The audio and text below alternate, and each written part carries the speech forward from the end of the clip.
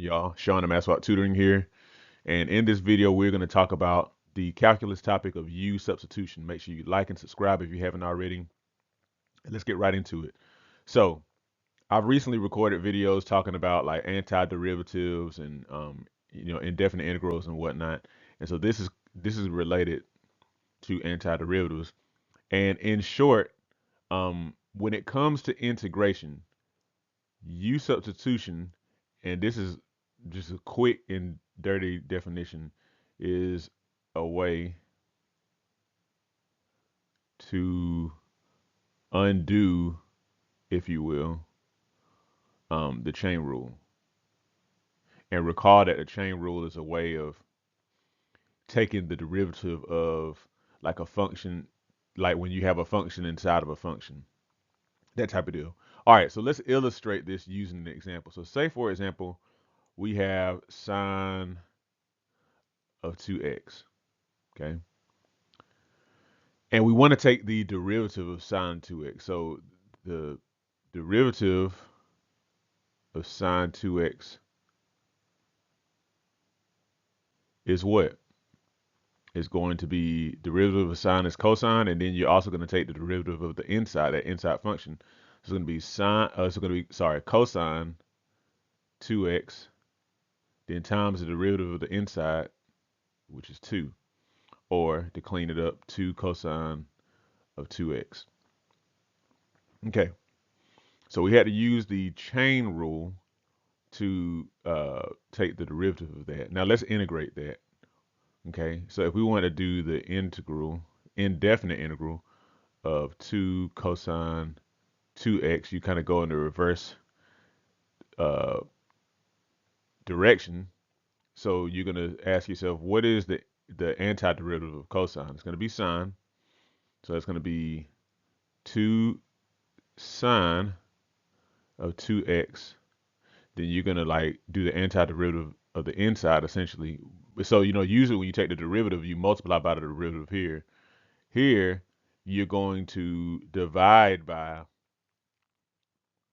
what's here on the inside. So you're going to divide by 2, okay? You have to be careful the way I phrase that. Plus c, or in other words, sine of 2x plus c. And remember that plus c means it represents all of the possibilities of the integral of 2 cosine 2x. Let's go a little bit more challenging. Let's go sine of x squared. Okay, so if we were to take the derivative of this, that would be d dx of sine of x squared is equal to derivative of sine is cosine, so it's going to be cosine uh, x squared times the derivative of the inside, which is 2x. Or in other words, 2x cosine x squared, right? Now let's integrate that indefinite integral. So that's indefinite integral of 2x cosine x squared dx. Now I fully expect that I'm going to get back to this here, but the question is how, because you have essentially this function and then this function, and then you had a function nested on the inside of cosine. So this is where we insert the topic of U substitution, which is basically you use a variable to substitute in for the nested function, and what happens is, and then you take the derivative of that, and that will end up being equal to um, the other stuff on the outside. So like the differential times whatever other piece of function is in there, if that makes sense. It'll make more sense as we kind of go through it. So this is what we're going to do. We're going to say u is equal to x squared, that function that's inside the function. If we were to take the derivative of both sides, du is equal to 2x dx. Now, what do you notice? So we substitute u in for x squared, and then du happens to be equal to 2x dx. So what we're able to do is, and I'm losing space here, but it's all good. We can rewrite this as cosine of u, because u is x squared, and then because du is equal to 2x dx, that'd be cosine of u du. Now this is much easier to take the integral of.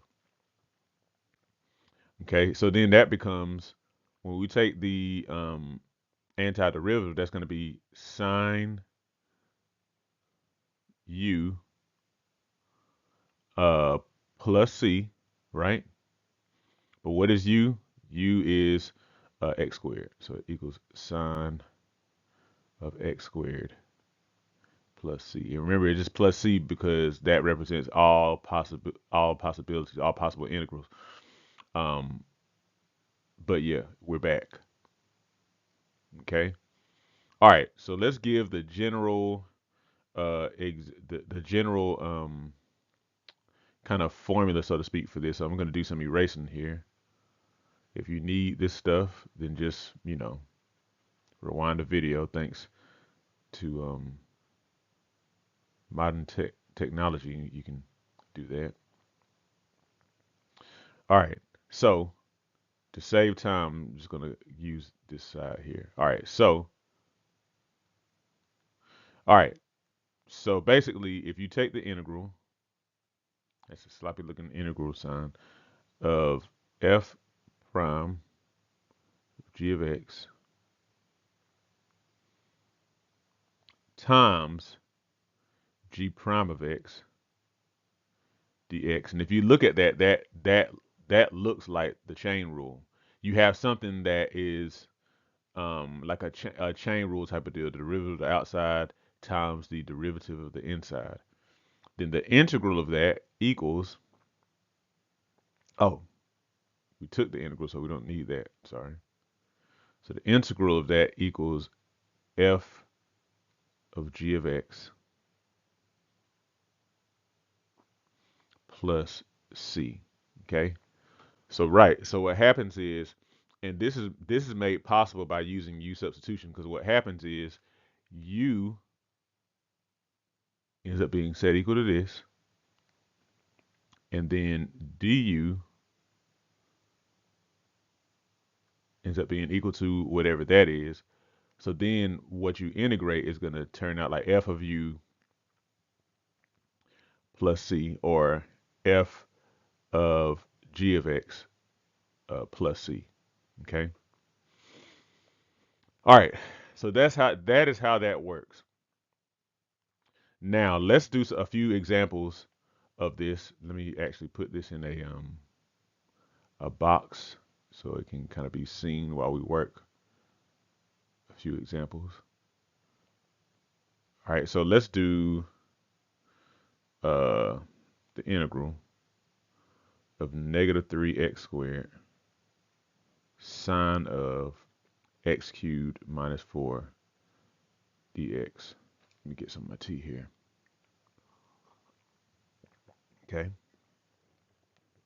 So now we're going to let u be equal to x cubed minus 4, the expression or whatever you want to call it, function inside the function. That makes du equal to 3x squared dx. And so you see u, then there's du. Now what I'm going to do is I'm going to stick that negative on the outside. Um, or what you could do is you could multiply both sides by negative, and then you would see that the negative shows up there. Whatever makes more sense to you. So we're going to rewrite this as the integral. I'm going to put the negative sign out here. That's what I wanted to do. Of sine u du. Again, make sure you don't forget that negative. That's very important. Okay. And so then when we take the antiderivative of that, remember your negative sign, that equals negative, and then the integral. So the integral of sine is going to be negative cosine because the derivative of cosine. So it's going to be negative cosine of u plus c, or in other words, cosine of u plus c. And what is u? X cubed minus 4. So it's going to be cosine of x cubed minus 4 plus C. If you look, this does follow that format, right? Okay, that was fun. So let's do another one. Let's kind of get some of this stuff out of the way. All right, kind of reminds me of how my physics professor used to do, or various professors when they leave some stuff up and um, keep on going. All right, let's do which one I want to do. Let's do this one here. We'll do the integral of 3x squared times e to the x cubed dx. So we're gonna let u be equal to x cubed. Du equals 3x squared dx. Okay, you see what we're working with. So then this becomes the integral of e to the u du, which the integral of that, or the antiderivative, is going to be equal to e to the u plus c, or in other words, e to the x cubed plus c. Okay, not bad, not bad. I hope you agree. So let's do, I'll say one more example. Let me see which one I want to do because I did a few before I did this video. All right, and so let us do, yeah, we'll do this one. So the integral of 5 over e to the 4x dx. Now, a lot of times whenever you're doing calculus and taking derivatives and antiderivatives, it's beneficial to move something from the bottom of like a denominator to a numerator. So if we were to rewrite that, that would be 5 times e to the negative 4x dx. Okay. Now we're going to let u be equal to negative 4x. Du equals negative 4 dx. Now I know what you're thinking. Well, there is no negative 4 in there. There's a 5, but there's not a negative 4. Now remember, what you want to do is substitute something in for that dx differential. So just solve this like like you would an equation. Solve for dx. So we're going to divide it by negative 4. So dx equals negative du over 4. Okay. Now plug that stuff in. Just let the math do what it's going to do. So I personally would like to put that 5 on the outside because that's what happens with those coefficients or whatever. All right, so this ends up being e 5 times the integral of e to the u, and then it's going to be negative du over 4, which I want to write it like this. I'm going to do, yeah, I just write it like this, du over 4, and I'm going to put the negative out here. Now let's pull that 4 out as well. I just want to, so it's going to be negative 5 fourths times the integral of e to the u du. Antiderivative, that's going to be negative 5 fourths e to the u plus c, or in other words, negative 5 fourths e, u was negative 4x, so to negative 4x plus c as a final answer. Oops, I'm about to mess up with that box. But yeah, so that's that. Those are some quick and easy examples of how to use U substitution.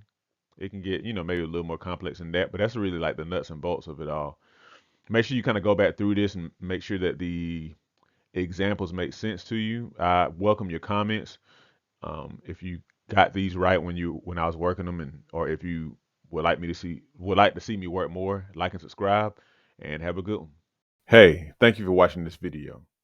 If you need math tutoring or you need SAT math help, look in the description to find out how you can sign up today. Also, don't forget to like, share, and subscribe so you stay in touch with Math Swap Tutoring on YouTube. Have a good one.